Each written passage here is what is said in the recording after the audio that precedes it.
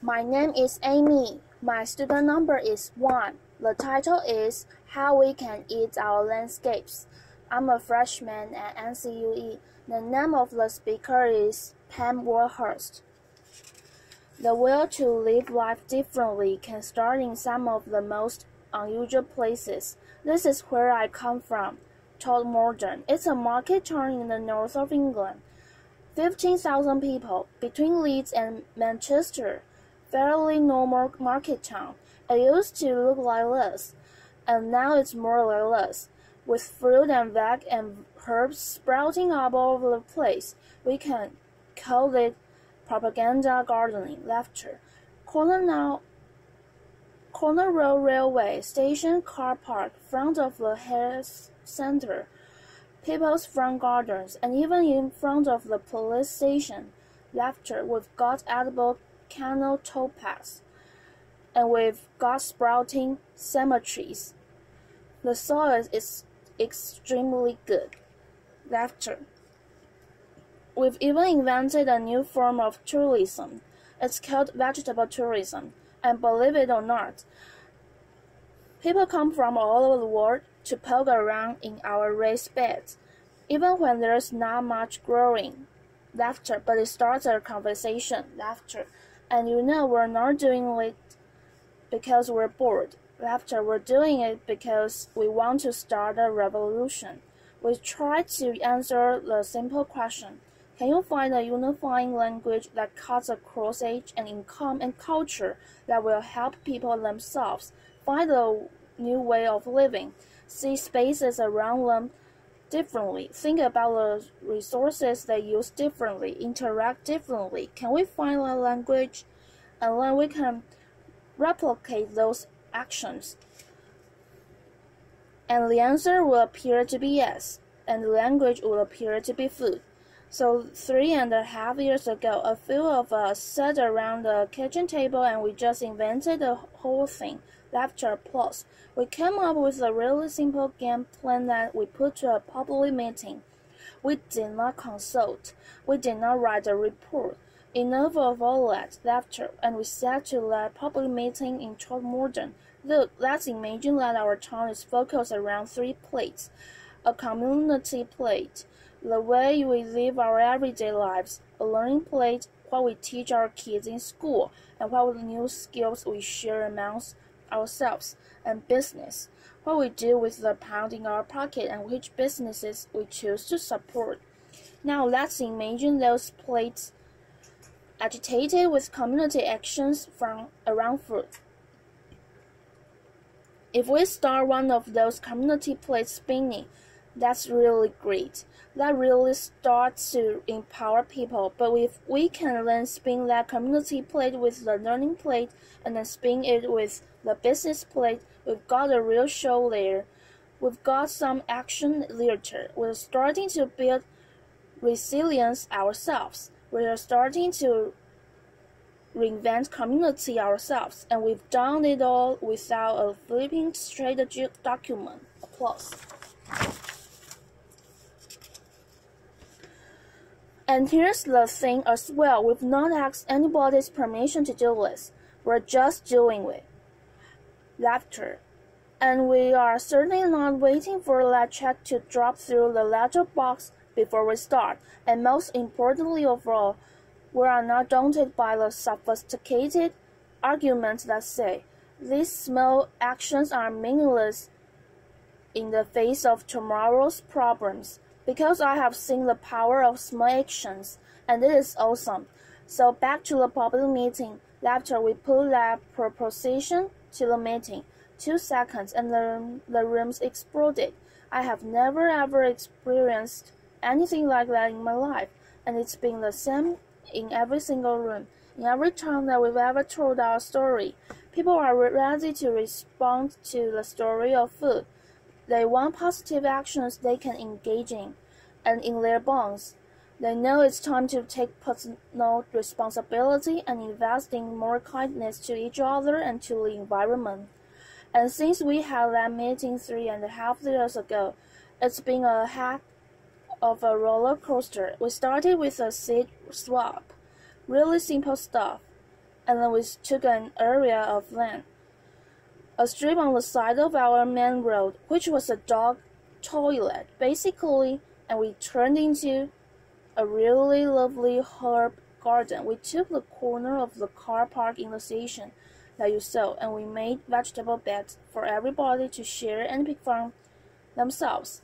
We went to the doctors. We've just had a £6 million health center built in Todmorden, and for some reason that I cannot comprehend, it has been surrounded by prickly plants. Laughter. So we went to the doctors, said, "Would you mind us taking them up?" They said absolutely fine, provided you get planning permission and you do it in Latin, and you do it in triplicate. So we did. Laughter, and now there are fruit trees and bushes and herbs and vegetables around the doctor's surgery.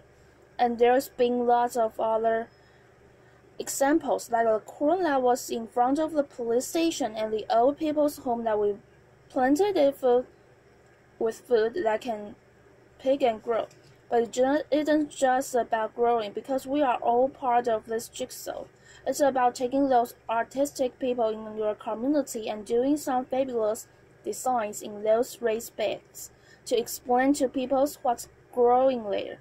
Because there's no many people that don't really recognize a vegetable unless it's in a bit of plastic with a bit of an instruction packet on the top.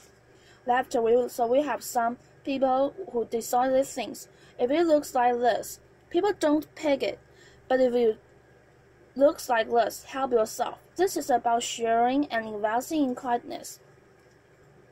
And for those people that don't want to do either of those things, maybe they can cook, so we can pick them seasonally, and then we go on the street or in the pub or in the church or whenever people are living their lives. This is about us going to the people and saying we are all part of the local food jigsaw. We are all part of the solution. And then because we know we've got vegetable tourists and we love them to bits and they're absolutely fantastic, we thought, what could we do to give them an even better experience? So we invented, without asking, of course, the incredible edible green root.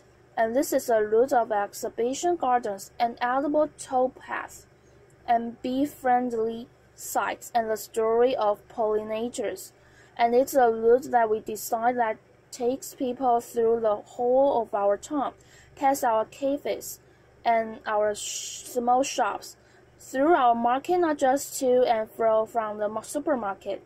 And we're hoping that in changing people's footfall around our town, we're also changing their behavior.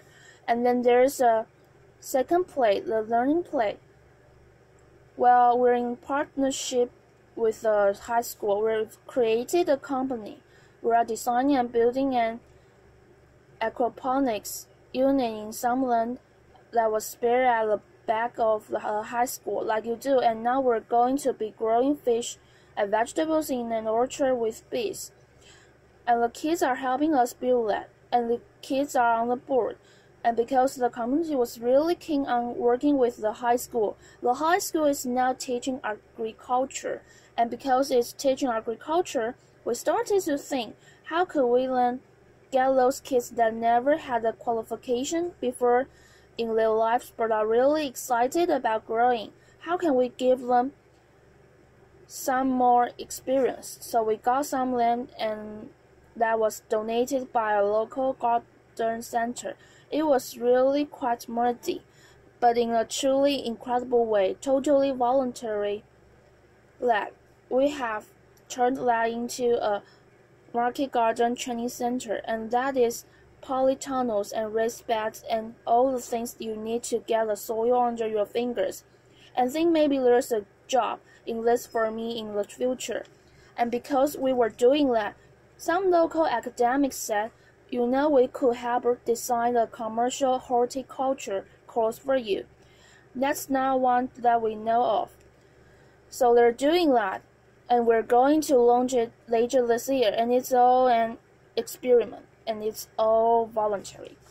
And then there's the third plate, because if you walk through an edible landscape, and if you are learning new skills, and if you start to get interested in what's growing seasonally, you might just want to spend more of your own money in support of local producers, not just veg, but meat and cheese and beer and whatever else it might be. But then we're just a company group. We're just all volunteers. What could we actually do? So we did some really simple things. We fundraised. We got some blackboards. We put incredible edible on the top. We gave it every market trader that was selling locally, and they scribbled on what they were selling in any 1 week. Really popular. People congregated around it. Sales were up, and then we had a chat with the farmers, and we said, we're really serious about this, but they didn't actually believe us. So we thought, okay, what should we do? I know if we can create a campaign around one product and show them there's local loyalty to that product, maybe they'll change their mind and see we're serious. So we launched the campaign because it just amused me. Called Every Egg Matters Laughter, and what we did was we put people on our egg map. It's a stylized map of Throckmorton. Anybody that's selling their excess eggs at the garden gate perfectly legally to their neighbors with stock on there. We started with 4, and we've now got 64 on. And the result of that was that people was then going into shops asking for a local Throckmorton egg, and the result of that was some farmers upped the amount of flocks they got of free range birds, and then they went on to meat birds. And although these are really small steps, that increasing local economic confidence is starting to play out in a number of ways. And we now have farmers doing cheese, and they've upped their flocks and rare breed pigs. They're doing pasties and pies and things that they would have never done before. We've got increasing market sales selling local food, and in a survey that local students did for us, 49% of all food traders in that town said that their bottom line had increased because of what we were actually doing, and we're just volunteers, and it's only an experiment. Laughter. Now, none of this is rocket science. It certainly is not clever, and it's not original, but it is joined up, and it is inclusive. This is not a movement for those people that are going to sort themselves out anyway. This is a movement for everyone. We have a motto. If you eat, you're in. Laughter, applause across age, across income, across culture. It's been really quite a roller coaster experience, but going back to that first question that we asked, is it replicable? Yeah, it's most certainly is replicable. More than 30 towns in England now are spinning the incredible edible plate, whichever way they want to do it, of their own volition. They're trying to make their own lives differently and worldwide. We've got communities across America and Japan. It's incredible, isn't it? I mean America and Japan and New Zealand. People after the earthquake in New Zealand visited us in order to incorporate some of this public spiritedness around local growing into the heart of Christchurch. And none of this takes more money, and none of this demands a bureaucracy. But it does demand that you think things differently, and you are prepared to bend budgets and work programs in order to create that supportive framework that communities can bounce off. And there's some great ideas already in our patch. Our local authority has decided to make everywhere incredible edible, and in support of that have decided to do 2 things. First, they're going to create an asset register of spare land that they've got, put it in the food bank so our communities can use that whenever they like. And they're going to underspin that with a license, and then they've said to every single one of their workforce, if you can help those communities grow and help them to maintain their spaces. Suddenly, we're seeing actions on the ground from local government. We're seeing this mainstream. We are responding creatively at last to what real demanded of us. And there's lots more you could do. I mean, just to list a few. 1. Please stop putting prickly plants around public buildings. It's a waste of space. After, secondly, please create edible landscapes so that our children start to walk past their food day in, day out on our high streets, in our parks, whatever they might be. Inspire local planners to put the food sites at the heart of the town and the city plan, not relegate them to the edges of the settlements that nobody can see. Encourage all our schools to take this seriously. This isn't a second-class exercise. If we want to inspire the farmers of tomorrow, then please let us say to every school, create a sense of purpose around the importance to the environment, local food and soils. Put that at the heart of our school culture, and you will create a different generation. There are so many things you can do, but ultimately, this is about something really simple.